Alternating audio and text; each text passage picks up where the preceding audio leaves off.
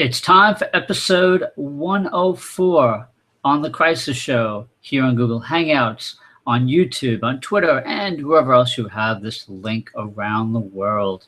Good evening from New York. My name is Rich Klein. I'm president of Rich Klein Crisis Management and founder and host of The Crisis Show, now in our fourth year. So much to talk about tonight. First of all, I'm going solo tonight.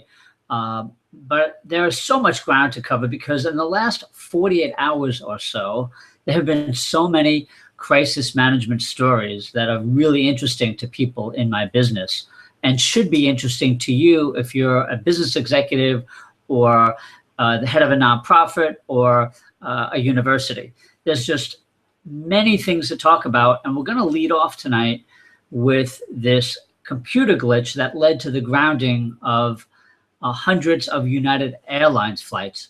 One of the reasons I want to lead off with this is, A, it's an airline, and whenever flights are grounded, it's big news. But what got my attention in this is something I've been preaching about for many years, and that is when you have a crisis, and many people are victims of that crisis, if you will, although this was not a life-threatening situation, it's very important to have a face of the company out there in the media, and more importantly than ever today, on social media. It's sort of the same thing as we've said before on this show.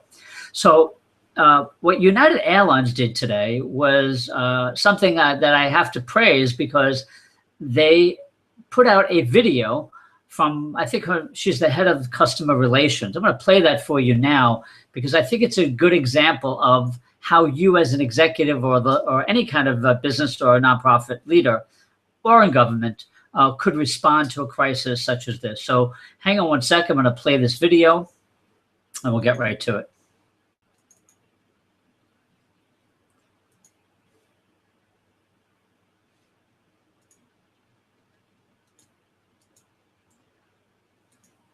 Hello, my name is Sandra Pinot-Bodison, and I'm Senior Vice President of Customers at United Airlines.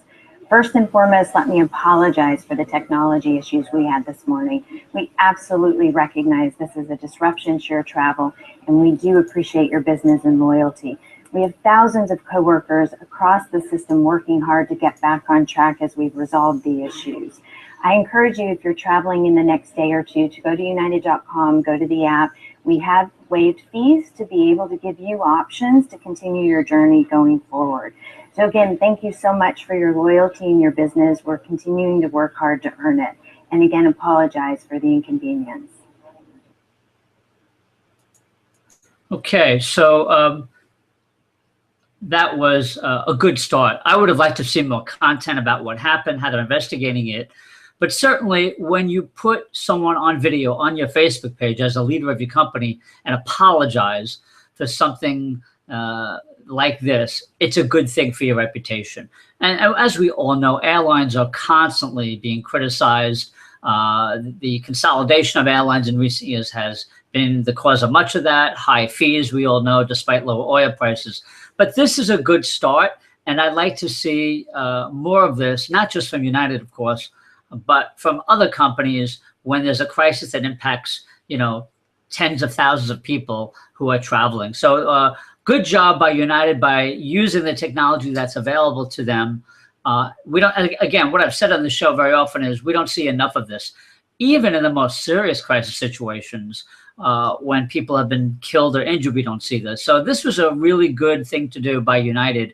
I know that they're not the most popular airline, but this will help them with their reputation. It's an effort in the right direction. They did make a sincere apology. They said they're working on it. Again, would have liked to have seen a little more content on this in terms of what happened and how they're going to fix it so it doesn't happen again. Of course, we know these things do happen often today, these data breaches, these technology failures.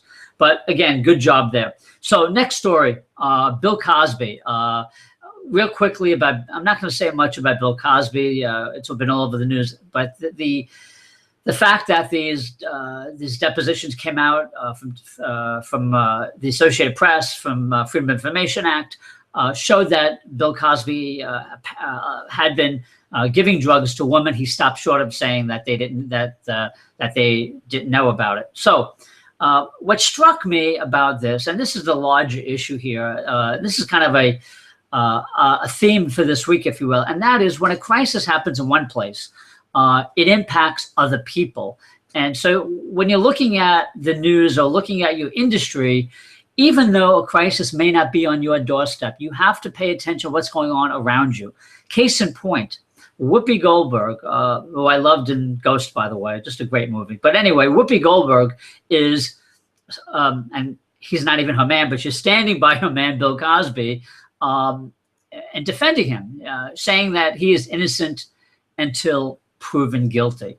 Now, she is probably, first of all, probably alone in this thinking in many circles. But what I tweeted about earlier today about this is that her reputation is in trouble now because of the stand that she took. So if you're going to take a stance of support or opposition to something, you have to think about your reputation. I don't know what Whoopi Goldberg was thinking. In my personal view, that these depositions were the icing on the cake in terms of proving that these many, many women over the years who have come out and said that he sexually assaulted them, this seals the deal, these documents that the Associated Press obtained. So Whoopi Goldberg is certainly going to get a lot of criticism for that, and her personal brand, I'm sure, will suffer by that. So again, it's a celebrity situation of a celebrity supporting another celebrity, but again, she has to think about her reputation, and it'd be interesting to see if she stands by this position in the weeks and months ahead. We'll be keeping an eye on that. Okay, next story. Subway, Jared Fogle.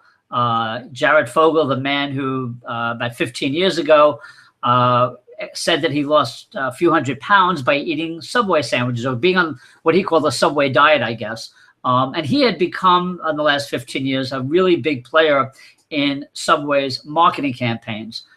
Yesterday, Tuesday, his home in Indiana was raided, allegedly because of somebody, a former employee of Subway, of the foundation, was involved in child pornography. So right now, as it stands, Jared Fogle has not been charged with anything, but it looks bad. It looks bad when your home is raided, and we don't know what's going to happen. The law enforcement investigators confiscated electronics from his property in Zionsville, Indiana, and according to CNN, at least, the seizure was very likely part of an investigation into the case of Russell Taylor, who had been charged 2 months ago with breaking federal child pornography laws. At the time of his May 6th arrest, Taylor served as the executive director of the Jared Foundation, which is Fogle's outreach program. So at this point, Fogle has not been charged with anything. So what was interesting about this, again, when you're an employee or a former employee does something out of character, does something illegal or unethical, and your name, your brand is attached to that, you have to say something. And Subway today did make a statement. Actually, it was yesterday. My apology. Yesterday, they made a statement late yesterday on their Facebook page. It reads, Subway and Jared Fogle have mutually agreed to suspend the relationship due to the current investigation. Jared continues to cooperate with authorities, and he expects no actions to be forthcoming. Both Jared and Subway agree that this was the appropriate step to take. So that was at 5:20 yesterday. And a statement a few hours earlier by Subway reads as follows. We are shocked about the news and believe it is related to prior investigation of a former Jared Foundation employee. We are very concerned and will be monitoring the situation closely. We don't have any more details at this point. Now, two statements within a few hours apart as things develop, which is fine. It's always good to update the public and your fans, your viewers, the media, when you get new information.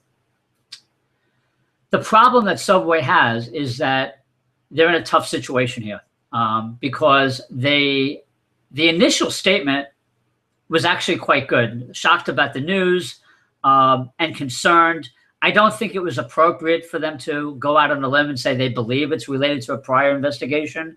I don't think they needed to say that unless they had real hard evidence that was the case. I don't think they're there yet with the facts or with the investigation. But they did the right thing by saying they're concerned and will be monitoring the situation closely. Those are good words to use in any crisis situation. Instead of saying we don't have any more details at this point, I would have said we will update you as more details come in the next few days, instead of saying we don't have any more details at this point. Kind of leaves people hanging. But let people know you're going to update them in any crisis situation, that you will get back to them as facts develop, as investigations continue, and so forth. So that's a really important point. In terms of their most recent statement, I was a little troubled by their what appears to be their rush to defense of Jared Fogle, because what if it turns out that he was involved in this? They're going to look bad. So the statement, the most recent statement that says he continues to cooperate with authorities and he expects no actions to be forthcoming.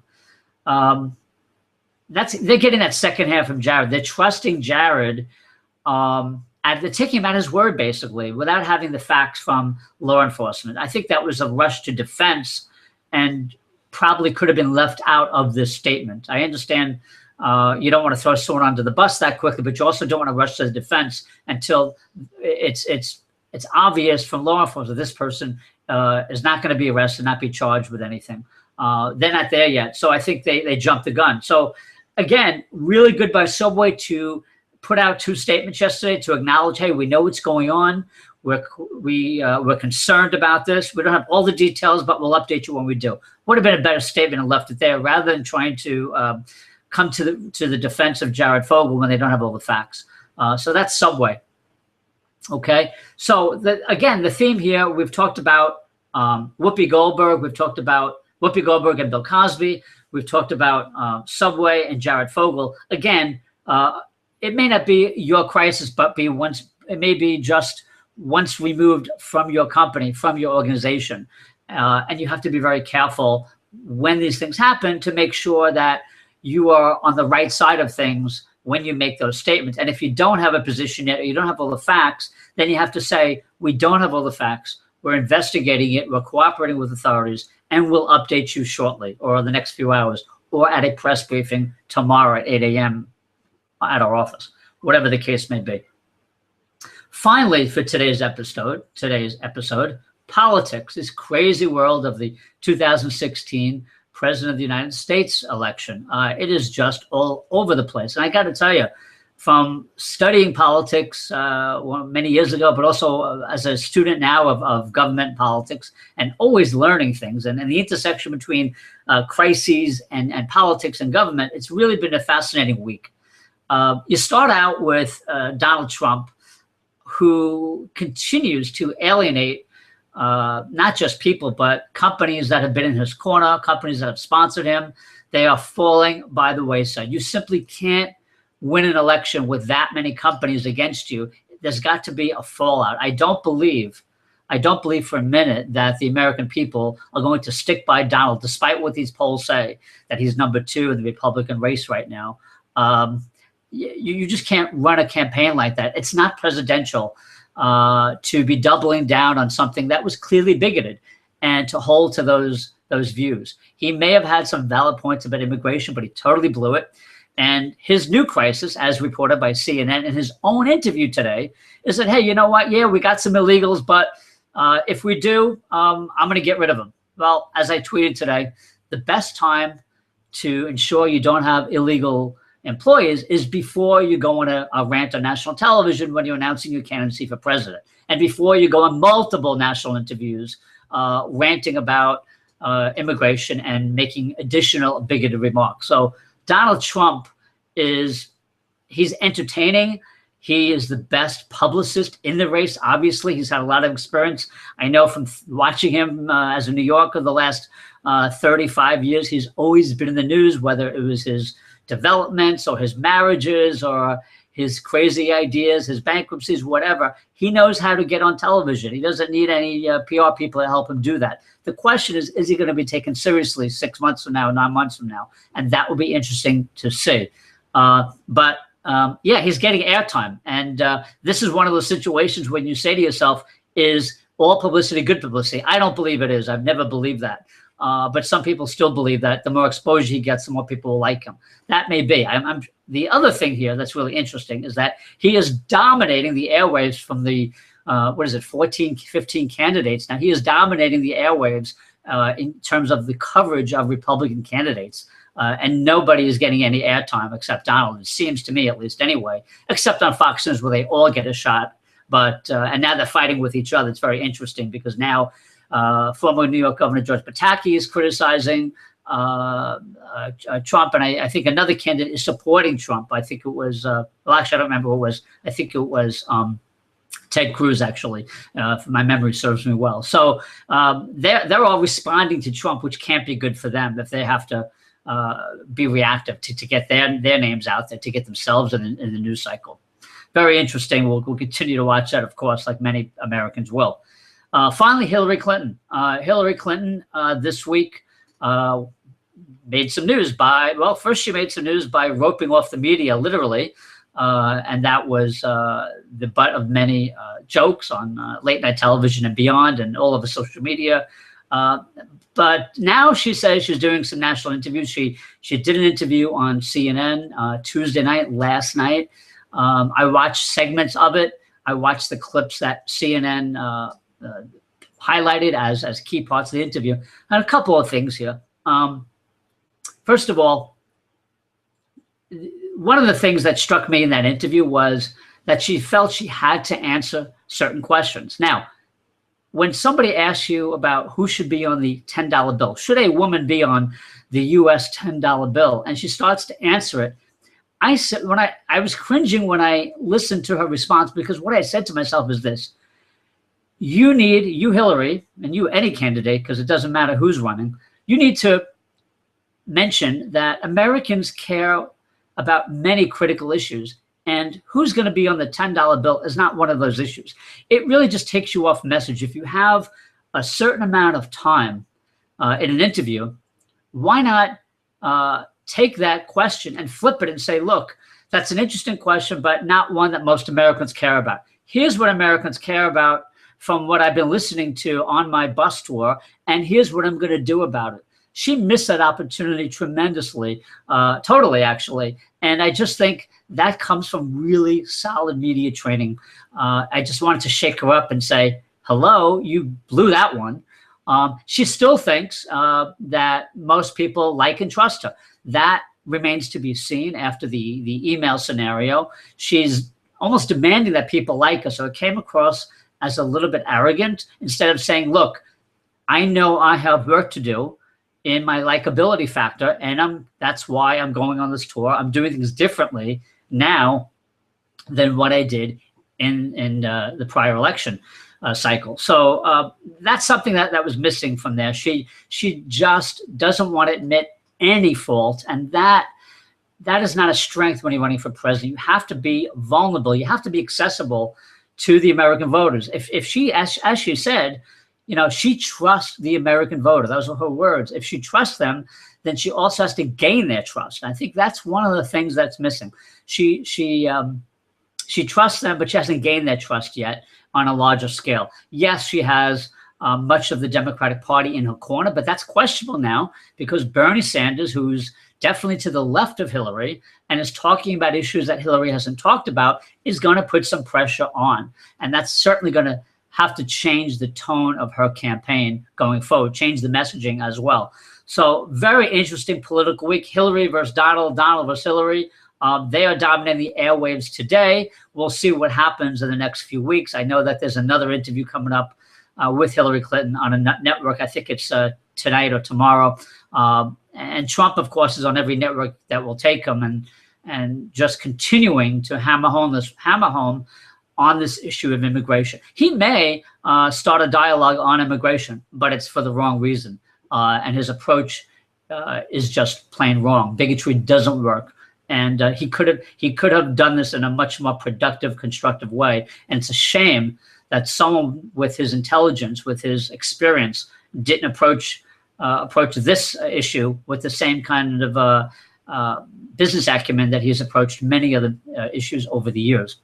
Anyway, so a little out of breath, covered a lot of ground. Hope you enjoyed it. Let me know what you think. Hashtag The Crisis Show. Thank you for watching, and we'll see you soon.